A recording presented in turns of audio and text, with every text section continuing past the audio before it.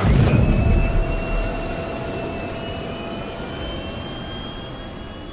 systems online.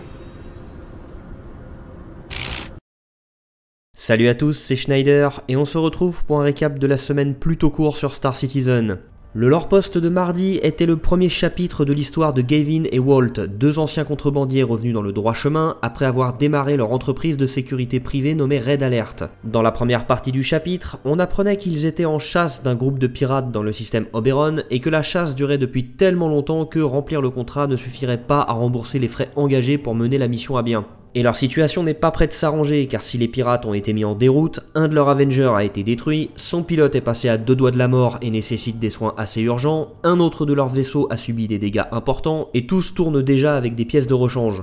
Leur seule petite consolation vient de la cachette des pirates, une épave d'Idris, ce qui laisse supposer qu'en tant que mercenaire, il faudra parfois faire avec ce qu'on trouve pour se faire un peu d'argent durant les périodes difficiles. De retour à leur base, ces considérations financières sont revenues à l'esprit des deux frères en voyant le logo de leur entreprise en train d'être peint sur le hangar qu'ils avaient loué. C'est plutôt classe, ça laisse supposer qu'on pourra peut-être nous aussi le faire un jour, mais que ça impliquera la location d'une base au sol et donc des charges en plus. En tout cas, les deux frères semblent s'être résignés à mener cette vie, plutôt que celle où, je cite, il fallait constamment payer des fausses identifications chaque semaine pour échapper aux forces de police. Dans la seconde partie du chapitre, les deux frères se sont rendus dans un bar pour rencontrer un agent de la Navy chargé de leur trouver une future mission, peut-être avec l'armée. Leur prochain contrat semble les diriger à nouveau vers le système Oberon, où un prospecteur a acheté les droits sur une parcelle de terrain qui est malheureusement occupée par des contrebandiers. Et si ceux-ci ne sont pas délogés, il ne pourra pas exploiter le terrain, et s'il ne le fait pas sous 3 semaines, la concession lui sera retirée et délivrée au prospecteur suivant dans la file d'attente, ce qui laisse supposer qu'on ne pourra pas conserver éternellement un terrain sans s'en occuper.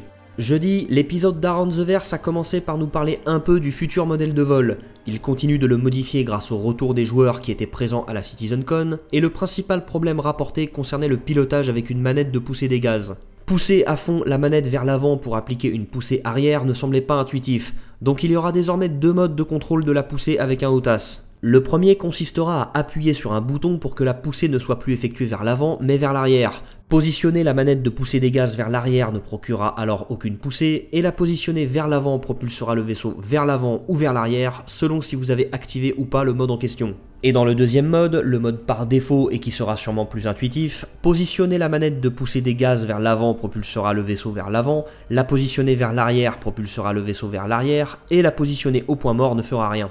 À part ça, ils vont remettre le frein à main qu'ils comptaient enlever et le passage au mode de vol découplé nécessitera désormais de maintenir son bouton appuyé. Sur les environnements, ArcCorp continue de progresser. Ils sont en train de retexturer chaque immeuble et s'assurent au fur et à mesure que le tout soit cohérent avec le reste des bâtiments déjà faits. Lyria et Walla, les deux lunes d'ArcCorp, progressent également. Elles ont été créées jusque-là sans qu'ils aient à faire évoluer leur outil de génération procédurale, ce qui veut dire qu'il est déjà assez mature pour la création rapide de certains environnements.